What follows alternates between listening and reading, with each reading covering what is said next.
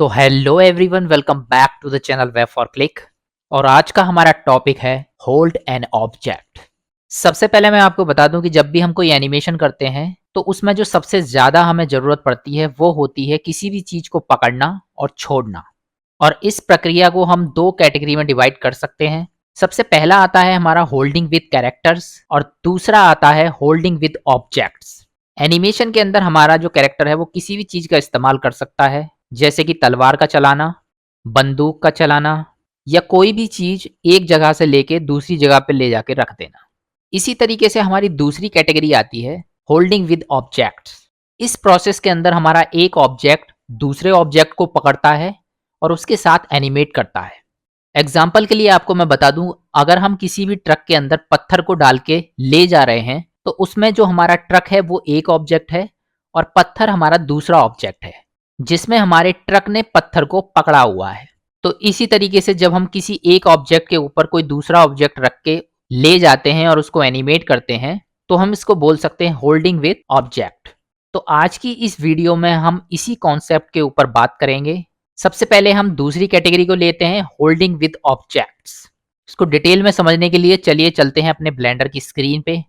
तो यहाँ पे आप देख सकते हैं मैंने एक क्यूब ले रखी है और तीन मेरे पास में अलग अलग स्फेयर्स हैं। नॉर्मली अगर मुझे यहाँ पे इनको कनेक्ट करना है तो मैं इन सभी को यहाँ पे सेलेक्ट करूंगा और कंट्रोल जे बटन से इनको ग्रुप कर सकता हूँ। और ग्रुप करने से पहले आप देखेंगे यहाँ पे जो ऑब्जेक्ट हैं इनके सबके अलग अलग सेंटर पॉइंट्स हैं, लेकिन जैसे ही मैं इनको सेलेक्ट करके कंट्रोल जे बटन दबाऊंगा इन सभी के जो सेंटर पॉइंट्स हैं वो यहाँ पे जो हमने मेन ऑब्जेक्ट रखा हुआ है उसमें ट्रांसफर हो जाएंगे और ये तीनों के तीनों स्फेयर इसके साथ में कनेक्ट हो जाएंगे। अब मैं इस क्यूब को जहां पे भी मूव करूंगा ये स्फेयर इसके साथ में कनेक्टेड रहेंगे। इसमें से किसी भी स्फेयर को अगर मैं सेलेक्ट करने की कोशिश करूंगा तो मेरा ये यहाँ पे क्यूब के अंदर ही इसके सेंटर पॉइंट है, इसलिए ये क्यूब इसमें बाय डिफॉल्ट सेलेक्ट होगा। तो आपने देखा कि जब भी हम किसी चीज को ग्रुप करते हैं तो उसके जितने भी हमारे यहाँ पे इसके जो पाइवेट पॉइंट है वो सारे हमारे जो मेन ऑब्जेक्ट है उसके अंदर उसमें ट्रांसफर हो जाते हैं। और अगर मैं इसको अनग्रुप करूंगा यहाँ पे तो मुझे एडिट मोड में जाना है, ए बटन दबाना है, ए से ये सारे के सारे सेलेक्ट हो जाएंगे, पी बटन दबाना है और बाई लूज पार्ट्स पे अगर मैं क्लिक करूंगा तो ये सारे के सारे मेरे अनग्रुप हो जाएंगे। वापस से मैं ऑब्जेक्ट मोड में जाके चेक करूंगा तो आप देखेंगे ये सब मेरे यहाँ पे अलग हो चुके हैं। लेकिन इनको जब आप अनग्रुप करेंगे तो आप इसमें एक चेंजेस यहाँ पे देखेंगे कि अगर मैं इस स्फीयर को अब सेलेक्ट कर रहा हूं तो इसका जो पाइवेट पॉइंट है वो मेरा क्यूब के अंदर ट्रांसफर हो चुका है। तो हमेशा जब भी आप किसी भी ऑब्जेक्ट को एक बार ग्रुप करते हैं तो उसका जो पाइवेट पॉइंट है वो हमारा निकल के हमारे जो मेन ऑब्जेक्ट है उसके अंदर चला जाता है। और काफी बार जब लोग रिगिंग करते हैं तो उसमें उनको प्रॉब्लम आती है और वो पाइवेट पॉइंट उसके बाहर चला जाता है बॉडी के, तो उसका यही रीजन है क्योंकि आप उसमें बॉडी को जब आपस में ग्रुप करते हैं तो वो कहीं दूसरी जगह पे इस पाइवेट पॉइंट को भेज देता है। वापस से अगर आप इन स्फेयर्स के अंदर इस पाइवेट पॉइंट को लाना चाहते हैं तो सभी स्फेयर्स को यहाँ से सेलेक्ट कीजिए, ऑब्जेक्ट में जाइए और यहाँ पे एक ऑप्शन मिलेगा आपको origin to centre of mass या origin to centre of mass by volume या बाय सरफेस, किसी में भी आप क्लिक करेंगे तो वापस से मेरा ये यहाँ पे इनके अंदर ये इस तरीके से चले जाएंगे। तो ये था मेरा ग्रुप करने का प्रोसीजर। लेकिन मैं चाहता हूं कि ये जो मेरे पाइवेट पॉइंट है वो आपस में मेन ऑब्जेक्ट में ना जाएं, तो उसके लिए मेरे पास में एक दूसरा ऑप्शन है। इसके लिए मैं सभी को सेलेक्ट करूंगा और जिस भी ऑब्जेक्ट को आपको मेन ऑब्जेक्ट बनाना है शिफ्ट का बटन दबा के उस पर क्लिक करना है। हल्का सा उसका कलर ऑरेंज हो जाए तो समझ लीजिए वो यहाँ पे मेन ऑब्जेक्ट बन चुका है। उसके बाद मैं दबाऊंगा यहाँ पे कंट्रोल पी।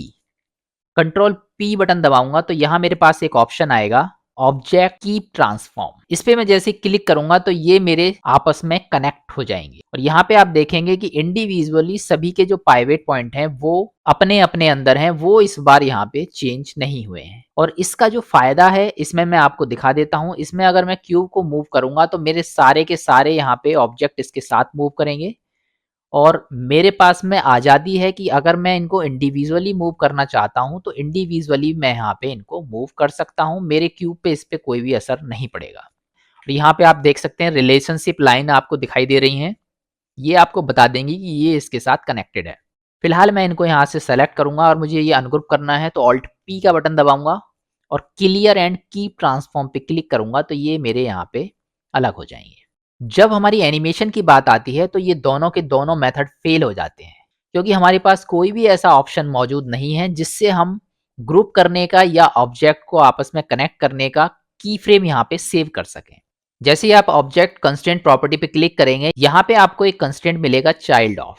तो ये जो चाइल्ड ऑफ है ये बहुत ही काम का हमारा यहाँ पे कंस्ट्रेंट है, और कहीं पे भी हमें किसी भी चीज को पकड़ने की जरूरत होती है या छोड़ने की जरूरत होती है या आपस में कनेक्ट करने की जरूरत होती है, तो हम यहाँ पे हमेशा चाइल्ड ऑफ का इस्तेमाल करेंगे।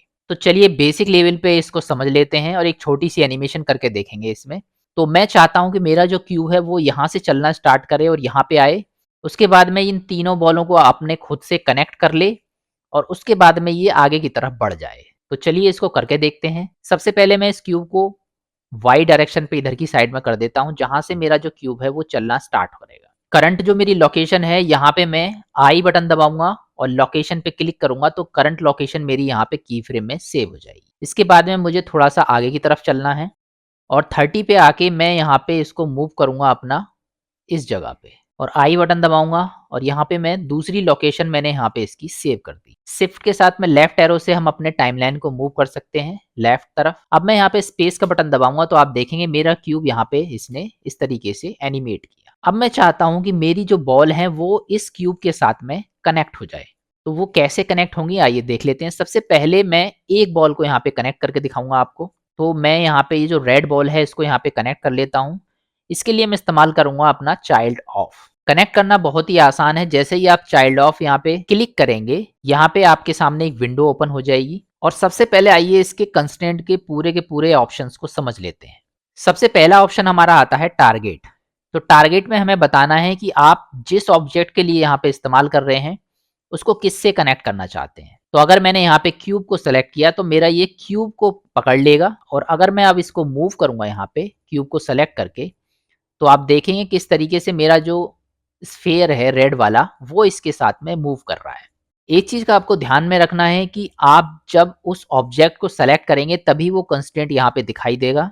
अब यहाँ पे नीचे वर्टेक्स ग्रुप दे रखे हैं। वर्टेक्स ग्रुप भी यहाँ पे हम इस्तेमाल कर सकते हैं, लेकिन उनका इस्तेमाल मोस्टली आर्मेचर के लिए होता है। फिलहाल के लिए मैं इस ऑप्शन को स्किप कर देता हूँ। जब भी इसकी जरूरत होगी मैं इसको जरूर बताऊंगा। अब अपने नेक्स्ट वाले ऑप्शन पे आते हैं, लोकेशन, रोटेशन और स्केल। यहाँ पे आप देख सकते हैं एक्स वाई जेड तीनों डायरेक्शन आपको दे रखी हैं, और ये जो हमारी एक्सिस हैं ये हमें आज़ादी देती हैं कि हम यहाँ पे सेलेक्ट कर सकते हैं कि किस पे वो इसके साथ कनेक्टेड रहेगा और किस पे वो इसके साथ में इसको छोड़ देगा। मान लीजिए मैं चाहता हूँ कि अगर मैं वाई डायरेक्शन में मूव करूँ तो मेरा ये जो रेड वाला बॉल है वो इसके साथ में यहाँ पे कनेक्ट ना रहे, केवल एक्स वाली डायरेक्शन पे ये कनेक्ट रहे, या फिर मैं ऊपर की तरफ जेड की तरफ करूँ तो ये कनेक्ट रहे।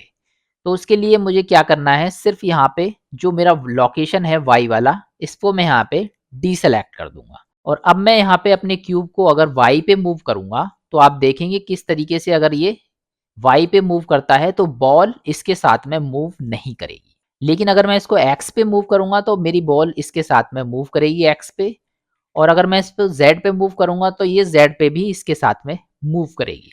तो मैं बॉल को वापस से सेलेक्ट करूंगा और अपने कंस्ट्रेंट पे वापस आऊंगा। तो इस तरीके से रोटेशन और स्केल सारी चीजों को हम यहाँ पे सेट कर सकते हैं अपने अकॉर्डिंग। फिलहाल मैं इसको एक्टिव कर देता हूँ यहाँ पे। नेक्स्ट आपको यहाँ पे दो ऑप्शन मिलेंगे, सेट इनवर्स और क्लियर इनवर्स। काफी बार ऐसा होता है कि जब हम इस कंस्ट्रेंट को किसी ऑब्जेक्ट में इस्तेमाल करते हैं तो हमारा जो ऑब्जेक्ट है वो अपनी पोजीशन से कहीं दूसरी जगह भाग जाता है, और ये मोस्टली होता है हमारा जब हम किसी कैरेक्टर के साथ में कोई चीज लिंक करते हैं। चलिए एग्जाम्पल के साथ मैं आपको दिखा देता हूँ। यहाँ पे आप देख सकते हैं मेरा एक कैरेक्टर है जिसने एक हाथ में तलवार ले रखी है, और अगर मैं इस तलवार को अपने कैरेक्टर से कनेक्ट करना चाहता हूँ इस कंस्ट्रेंट के थ्रू, तो सबसे पहले मैं अपने तलवार में कंस्ट्रेंट का इस्तेमाल करूंगा, और इसके बाद में मुझे अपना टारगेट सेलेक्ट करना है। टारगेट में मैं यहाँ से जो हमारा कैरेक्टर है इसकी रिग को सेलेक्ट कर देता हूँ, और जैसे ही मैं यहाँ पर रिग को सेलेक्ट करूंगा आप देखेंगे कि मेरी जो तलवार है वो अपनी लोकेशन से कहीं दूसरी जगह चली जाएगी। तो इस प्रॉब्लम को सॉर्ट आउट करने के लिए ही हमें यहाँ पे दो ऑप्शन दिए हुए हैं, सेट इनवर्स और क्लियर इनवर्स। अगर आपको तलवार को अपनी पोजीशन में वापस लाना है तो सिंपली आपको क्लिक करना है सेट इनवर्स पे, और आपकी जो तलवार है वो उसमें वापस आ जाएगी।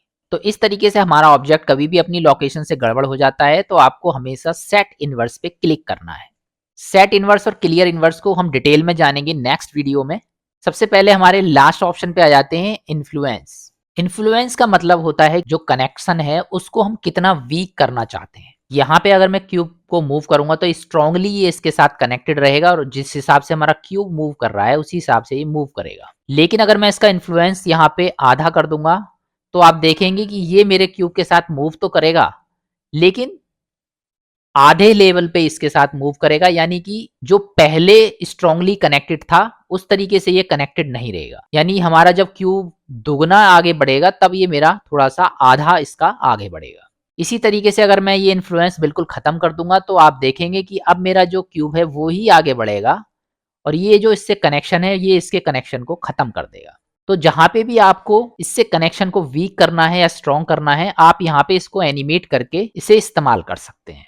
अब यहाँ पे आप एनिमेशन है वो आप देख सकते हैं किस तरीके से मेरा जो ग्लोब है वो यहाँ पे डायरेक्टली वहीं से कनेक्टेड होके आ रहा है।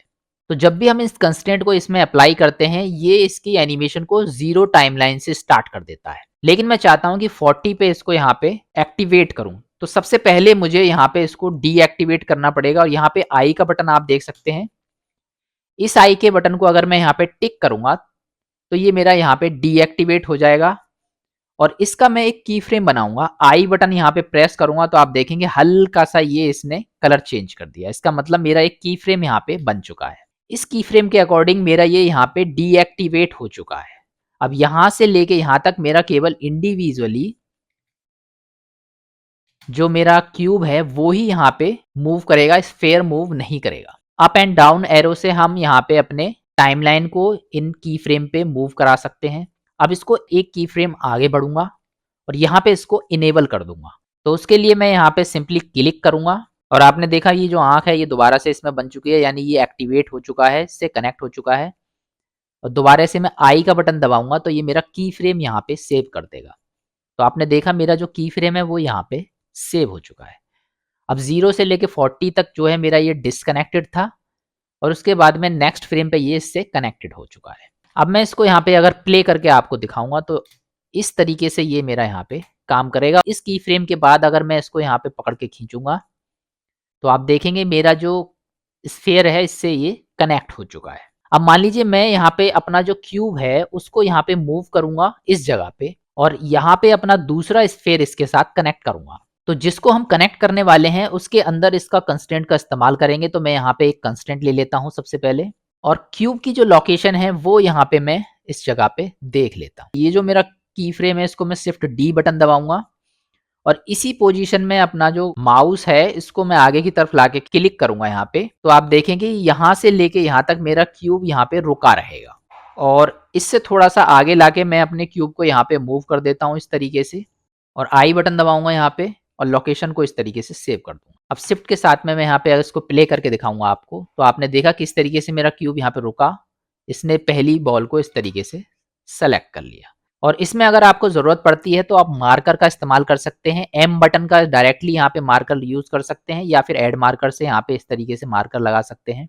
जी बटन से आप इस मार्कर को अगर मूव करेंगे तो इस तरीके से ये मूव हो जाएगा। तो मैं जो मेरा ऑब्जेक्ट है यहाँ पे क्यूब है इसकी लोकेशंस को मैं यहाँ पे मार्कर से इस तरीके से सेट कर दूंगा ताकि मुझे पता रहे कहाँ कहाँ पे इसकी एनिमेशन है। तो मैं शिफ्ट डी बटन दबाऊंगा, दूसरा मार्कर यहाँ पे सेट कर देता हूँ।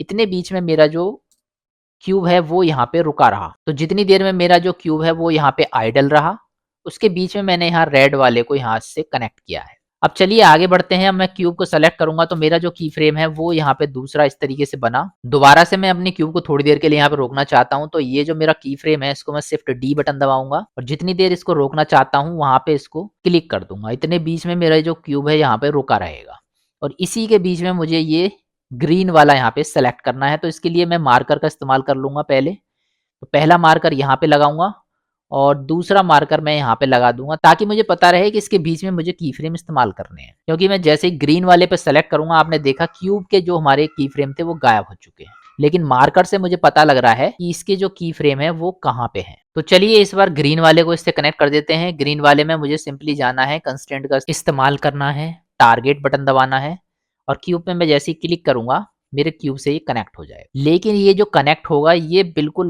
0 से कनेक्ट होता है। अगर मैं इसको दोबारा से प्ले करके आपको दिखाऊंगा तो बिल्कुल 0 यानी स्टार्टिंग से प्ले होके आएगा। लेकिन मुझे चाहिए कि ये यहाँ पे सिर्फ इस बीच में यहाँ पे ये कनेक्ट हो। तो यहाँ पे सिंपली मुझे क्या करना है, वही पुराना तरीका दोबारा से करना है कि मुझे यहाँ पे ये जो आंख दिखाई दे रही है इस पे क्लिक करना है ताकि ये इसको डीएक्टिवेट कर दे, और आई बटन दबा देना है। इससे क्या होगा कि मेरा यहाँ तक का जो प्रोसेस है ये मेरा डीएक्टिवेट हो जाएगा। और एक की फ्रेम आगे जाना है और फिर से इसको यहाँ पे क्लिक करना है ताकि ये एक्टिव हो जाए। और की फ्रेम बनाने के लिए मुझे दोबारा से इस पे जो है आई बटन दबाना है, और आई बटन से हल्का सा इसका कलर चेंज हो जाएगा। तो इस तरीके से अब मेरा ग्रीन वाला यहाँ पे कनेक्ट हो चुका है। तो अब मैं इसको आपको अगर प्ले करके दिखाऊंगा स्टार्टिंग से, तो आपने देखेंगे यहाँ पे क्यूब मेरा आएगा इस तरीके से, रेड वाले को कनेक्ट करेगा, उसके बाद ग्रीन वाले को यहाँ पे ये कनेक्ट करेगा, और अब मैं इसको यहाँ पे आगे की तरफ ले जाऊंगा तो ग्रीन और रेड दोनों इसके साथ चलेंगे। अब थोड़ी और दूर जाके मैं यहाँ पे ये जो पिंक वाला है इसको भी इसके साथ में कनेक्ट कर सकता हूँ। तो चलिए इसको भी यहाँ पे कनेक्ट करके देख लेते हैं सिंपली। सबसे पहले थोड़ा सा मैं क्यूब को आगे की तरफ मूव कर देता हूँ और आई बटन से इसको लोकेशन को सेव कर लेता हूँ, और थोड़ी देर के लिए मेरा जो क्यूब है वो रुका रहेगा। शिफ्ट डी बटन से मैं इसको थोड़ा सा आगे बढ़ा दूंगा, और ये जो मैंने मार्कर लगाए हैं इनको मैं यहाँ पे क्लिक करके आगे की तरफ बढ़ा दूँ। और वही पुराना तरीका है, सिंपली आपको कंस्ट्रेंट पे जाना है, चाइल्ड ऑफ पे जाना है, और सिंपली जैसे ही आप क्यूब को सेलेक्ट करेंगे ये इससे कनेक्ट हो जाएगा, लेकिन ये 0 फ्रेम से ही कनेक्ट आपको दिखाएगा। सिंपली मुझे क्या करना है, मुझे यहाँ पे इसको डिसेबल कर देना है पहले, ताकि ये यहाँ तक डिसेबल कर दे। तो इतने बीच का अगर मुझे ये डिस्कनेक्ट करना है तो सिंपली इस पे क्लिक करना है और आई बटन दबा देना है। तो यहाँ तक मेरा ये अब इसको डिस्कनेक्ट कर देगा। फिर से मैं एक की फ्रेम आगे जाऊंगा और इस बार मैं इसको एक्टिव कर दूंगा और आई बटन से इसको दोबारा से इससे कनेक्ट कर दूंगा। तो इस तरीके से मैं थोड़ा सा आगे लाके अपने क्यूब को और आगे बढ़ाऊंगा यहाँ पे, और आई बटन से इसकी लोकेशन को सेव कर दूंगा। अब मैं इसको यहाँ पे प्ले करके अगर आपको दिखाऊंगा तो मेरा जो क्यूब है वो सबसे पहले आएगा अपनी लोकेशन पे, रेड वाले को कनेक्ट करेगा, उसके बाद में ग्रीन वाले को कनेक्ट करेगा, उसके बाद में हमारा जो पिंक वाला है इसको कनेक्ट करके आगे बढ़ जाएगा। टाइमलाइन अगर आपको बढ़ानी है तो कंट्रोल एंड से आप ये टाइमलाइन बढ़ा सकते हैं। तो ये है हमारा किसी भी ऑब्जेक्ट को आपस में पकड़ने का प्रोसेस। तो चलिए दोबारा से आ गए हम अपने ब्लेंडर की दूसरी स्क्रीन पे। यहाँ पे मैंने एक छोटा सा ट्रक ले रखा है और एक बॉल यहाँ पे ले रखी है। रोड यहाँ पे बनाई हुई है। ये पूरा मैप आप यहाँ पे स्केच फैब से डाउनलोड कर सकते हैं, लिंक आपको डिस्क्रिप्शन में मिल जाएगा। सड़क को अगर आप आगे बढ़ाना चाहते हैं सिंपली इसको शिफ्ट डी बटन दबाएंगे यहाँ पे, और देख लेना है कि रेड एक्सिस पे हम चल रहे हैं इस समय। तो एक्स बटन दबाएंगे तो रेड वाला इसको रोड को आगे इस तरीके से हम यहाँ पे बढ़ा सकते हैं। इसको भी थोड़ा सा मैं बढ़ा लेता हूँ, शिफ्ट डी बटन दबाऊंगा और इस बार मेरी ग्रीन है यानी कि वाई एक्सिस, और इसको थोड़ा सा मैं इस तरीके से यहाँ पे आगे बढ़ा देता हूँ। तो जब भी अगर आप कोई मॉडल कहीं से लेके आते हैं ब्लेंडर के अंदर या फिर आप स्केच फैब से डाउनलोड करेंगे तो यहाँ पे इस तरीके से उसके अलग अलग यहाँ पे पॉइंट दिखाई देंगे आपको, और आउटलाइनर में आप देख सकते हैं डंप ट्रक के नाम से ये यहाँ पे मौजूद है। अब क्लिक करके अगर मैं इस ट्रक को सेलेक्ट करने की कोशिश करूंगा तो मुझे यहाँ पे प्रॉब्लम आएगी। इसके लिए मैं आउटलाइनर में जाऊंगा और आउटलाइनर में जाके डंप ट्रक जो है इस पे राइट क्लिक लूंगा और यहाँ सेलेक्ट हायरार्की पे क्लिक करूंगा तो सारा का सारा ट्रक मेरा यहाँ पे सेलेक्ट हो जाएगा। सबसे पहले ट्रक को सेलेक्ट करना आसान बनाएंगे तो उसके लिए शिफ्ट ए बटन दबाऊंगा मैं यहाँ पे, और एम्प्टी नाम का एक ऑप्शन मिलेगा, यहाँ पे प्लेन एक्सिस पे मुझे क्लिक करना है, और जैसे मैं क्लिक करूंगा आपको आउटलाइनर में एक एम्प्टी नाम से दिख जाएगा कलेक्शन में। एम्प्टी अगर आपको दिखाई नहीं दे रहा है तो आप 3D कर्सर की मदद ले लीजिए। 3D कर्सर पे मैं यहाँ पे क्लिक कर देता हूँ इधर की साइड में, और एम्प्टी को अगर मुझे इस 3D कर्सर पे लेके आना है तो सिंपली यहाँ से एम्प्टी पे क्लिक करूंगा और शिफ्ट एस बटन दबाऊंगा। तो सिलेक्शन टू कर्सर पे जैसे मैं क्लिक करूंगा मेरा एम्प्टी इस कर्सर पे आ जाएगा। और अगर मुझे कर्सर को ले जाना है तो शिफ्ट एस बटन दबाऊंगा, क्योंकि मेरा कर्सर यहाँ पे आप देख सकते हैं कर्सर इसमें पहले आ रहा है। तो कर्सर को अगर आपको मूव करना है सेलेक्टेड ऑब्जेक्ट पे तो इस वाले ऑप्शन को चुनेंगे। तो याद करने का तरीका सिंपल है, जो भी चीज आपकी पहले होगी वो यहाँ पे मूव होगी, और सबसे पहला काम मुझे ये करना है मूव पे क्लिक करना है ताकि मेरा ये यहाँ पे जो कर्सर है वो बार बार अलग अलग क्लिक ना हो। कर्सर को अपनी जगह पे वापस भेज देंगे कर्सर टू वर्ड ओरिजिन पे क्लिक करके, और एम्प्टी को यहाँ पे इस तरीके से लेके आएंगे। अब सबसे पहला काम मुझे ये करना है, इस एम्प्टी के साथ इस पूरे ट्रक को मैं कनेक्ट कर दूंगा ताकि मैं इस एम्प्टी को कहीं भी अगर मूव करूंगा तो सिलेक्शन में मुझे आसानी हो। यहाँ पे आप देख सकते हैं मेरा जो एम्प्टी है वो इस फोल्डर के अंदर है, और जो मेरा ट्रक है डंप ट्रक के नाम से वो मेरा इस फोल्डर से बाहर है।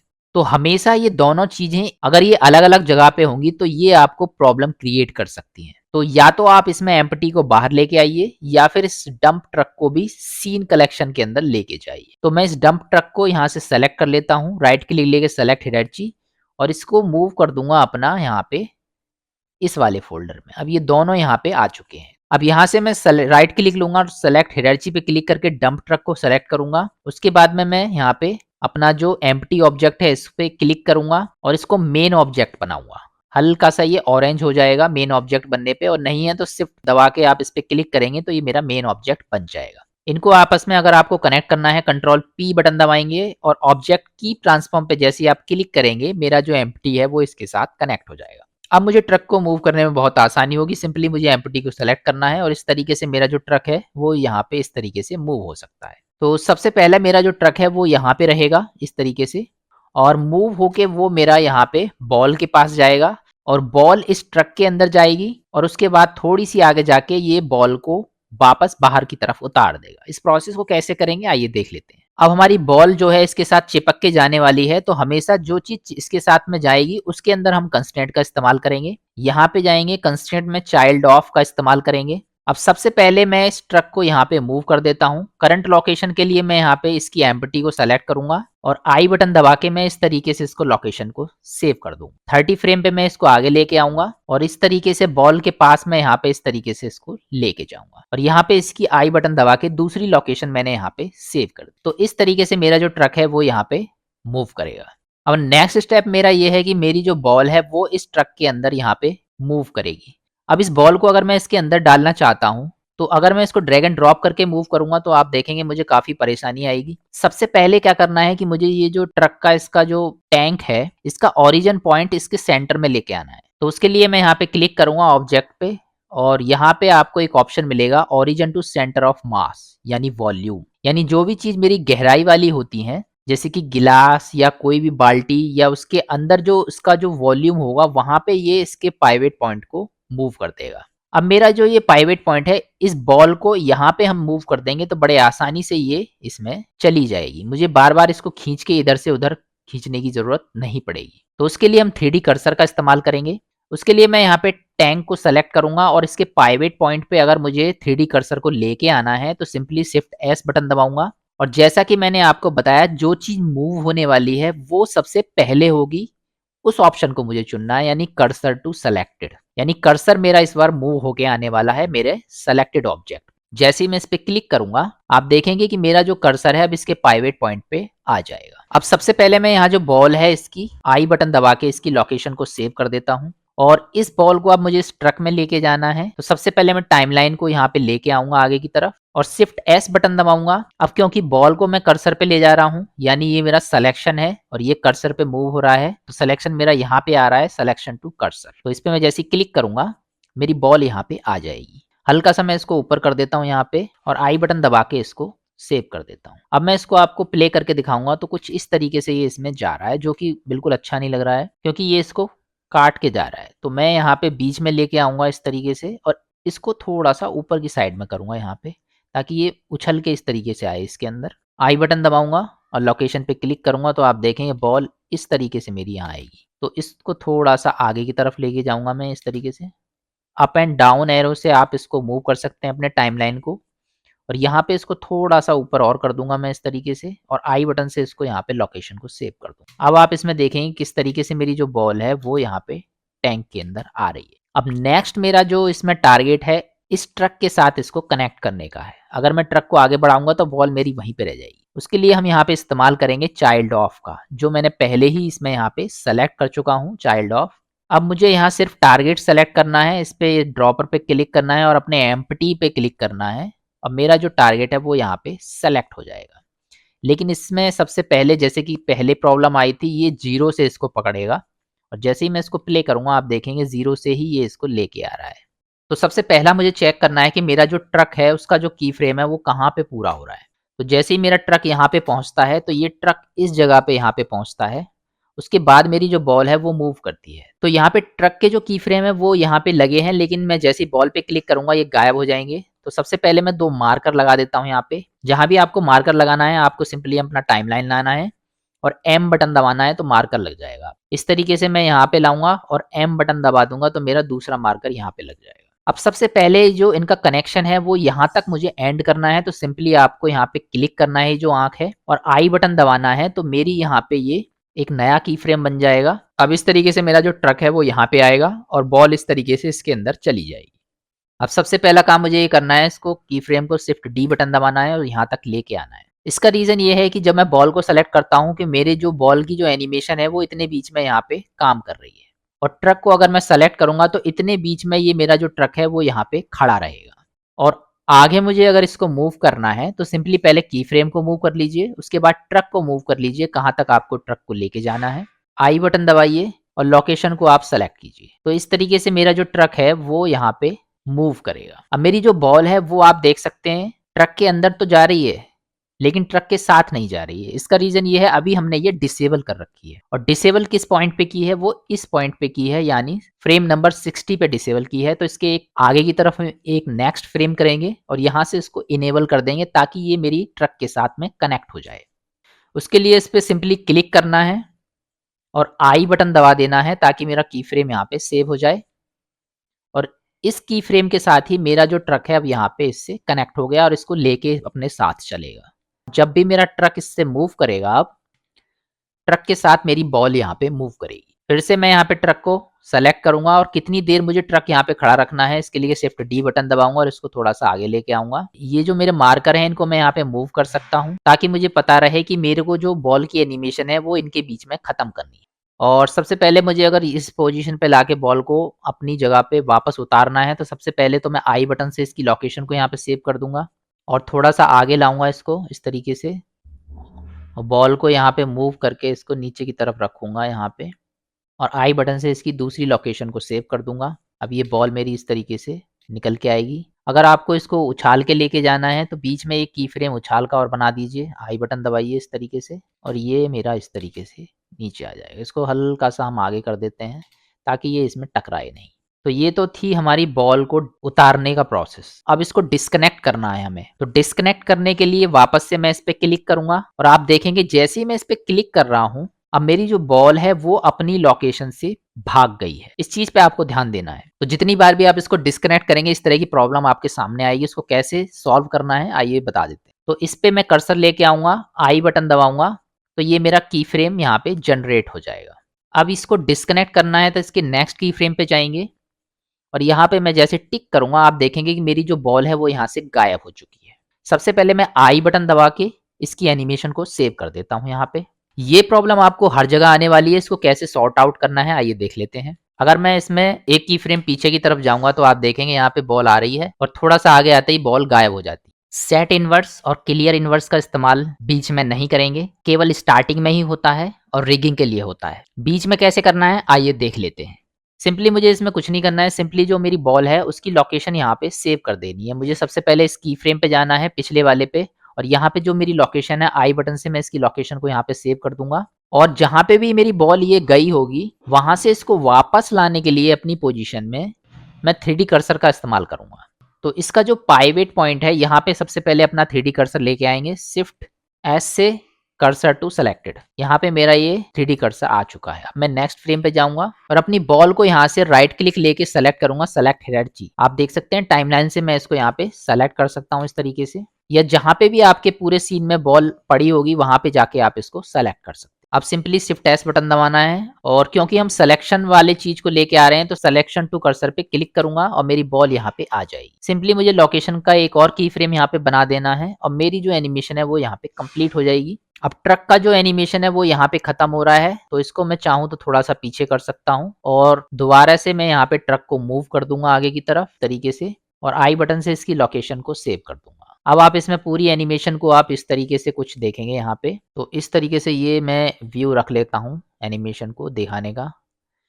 शिफ्ट लेफ्ट एरो से मैं 0 पे आऊँगा और इस तरीके से मेरा ट्रक आया, बॉल इसके अंदर गई और ये दूसरी जगह जाके इसने बॉल को उतारा और मेरा ट्रक आगे की तरफ बढ़ गया।